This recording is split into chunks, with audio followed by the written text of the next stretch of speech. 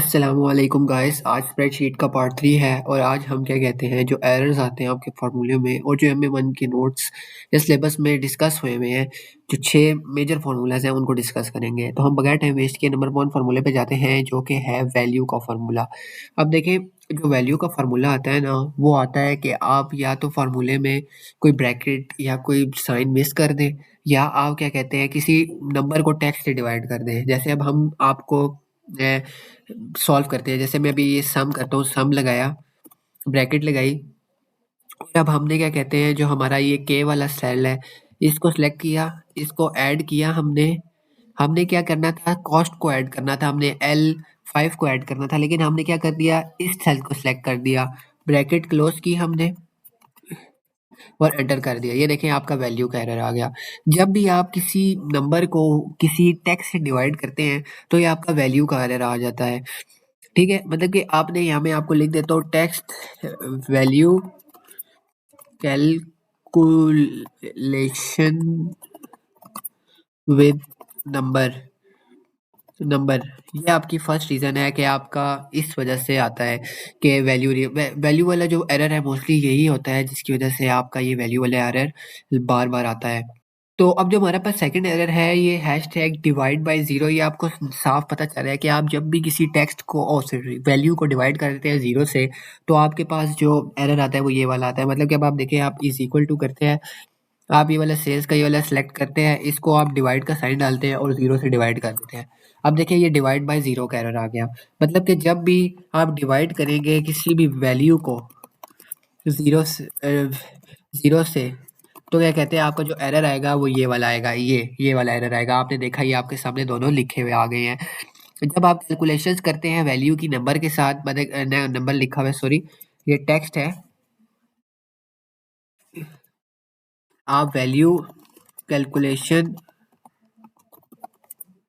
With text, जब text के साथ आप इसकी कैलकुलेशन करते हैं तब आपका जो एरर आता है वो आता है आपके पास वैल्यू एरर आता है।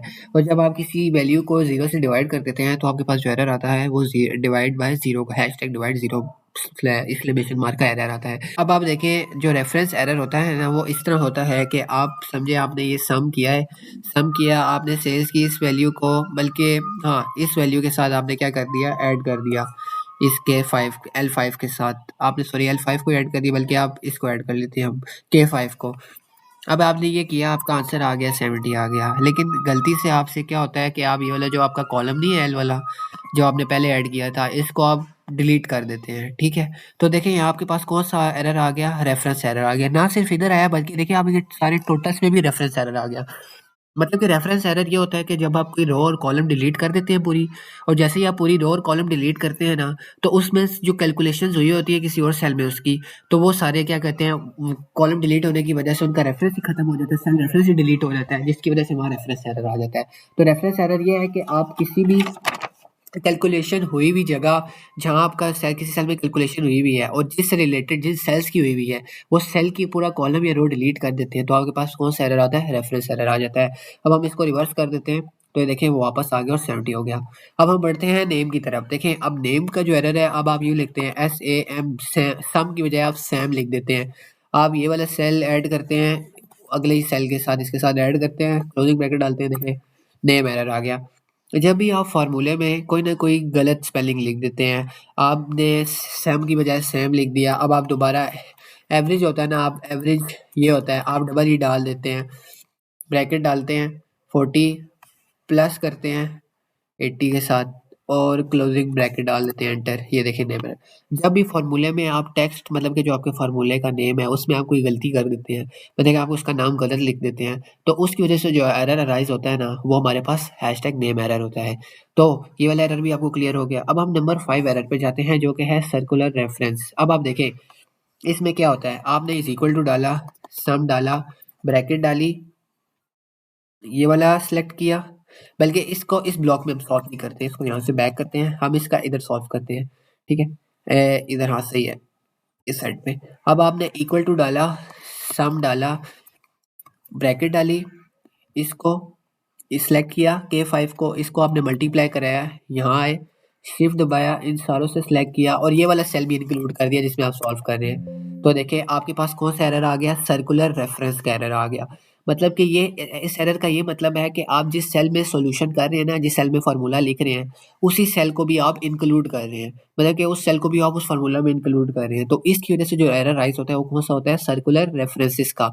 मतलब कि जो सेल जिसमें आप फार्मूला लिख रहे हैं उसी को आप इंक्लूड कर दें फार्मूले में। तो ये वाला एरर आपका एक और हो गया। ठीक हो गया। तो इधर ये देखें, हम इसने जीरो शो कर दिया क्योंकि ये एरर था। इसको बैक कर देते हैं। अब हमारे पास जो आखिरी एरर है वो है नम एरर है। अब नम एरर ये होता है कि आप कोई इनवैलिड आर्गुमेंट दे दें, ऐसा आर्गुमेंट दे दें जो क्या कहते हैं एक्सेल की बियॉन्ड लिमिट हो, मतलब कि एक्सेल वो सॉल्व ही ना कर सकता हो। मतलब कि अब आप देखें कि आपने इतनी बड़ी वैल्यू ली और इसकी पावर ले ली, पावर इसको लिया, पावर पावर लिया और इसको पावर इसकी ये ले ली। अभी देखिए कितना लंबा डिजिट है, तो इसका वो देखें नाम एरर आ गया। मतलब कि आप कोई ऐसा आर्गुमेंट दे देते हैं जो एक्सेल की बियॉन्ड लिमिट है, जो एक्सेल सॉल्व ही नहीं कर सकता। तो ऐसे एरर को क्या कहते हैं, नाम एरर कहते हैं। टेक्स्ट की फॉर्म में अगर आपको पेपर में पूछा जाएगा तो वहाँ लिखा होगा इनवैलिड आर्गुमेंट। तो इनवैलिड आर्गुमेंट का जो एरर होता है वो कौन सा होता है, नाम एरर। तो हमारा आज का एरर वाली वीडियो भी खत्म हो जाती है और ये पार्ट 3 का एंड है। अब हम पार्ट 4 में इसके कुछ और रिलेटेड डिस्कस करेंगे। तो फिर नेक्स्ट पार्ट में मिलते हैं।